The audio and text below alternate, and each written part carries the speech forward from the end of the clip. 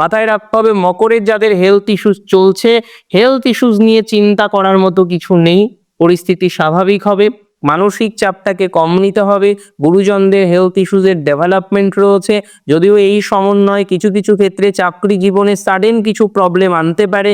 যদিও very fatal কোনো কিছু লক্ষ্য করতে পারছি না। যে প্রবলেমই আসুক না কেন, সেই প্রবলেম যে সমাধান হবে এটি নিয়ে কোনো ডাউট কিন্তু আমার নেই। এবং মাথায় রাখতে হবে ল লিটিগেশন, যে কোনো হেলথ প্রবলেম, ইভেন এই সমস্ত প্রফেশনে যারা আছেন তাদের পজিটিভিটি বাড়বে। তবে এই সময় যে কোনো ইনভেস্টমেন্ট করার আগে 50 বার ভেবে ইনভেস্ট করবেন। ইনভেস্টমেন্টের জায়গাটা মধ্যম প্রকৃতির, বুঝে শুনে ইনভেস্ট করতে হবে। কারোর কথার উপরে বেস্ট করে ইনভেস্ট একদমই করবেন না।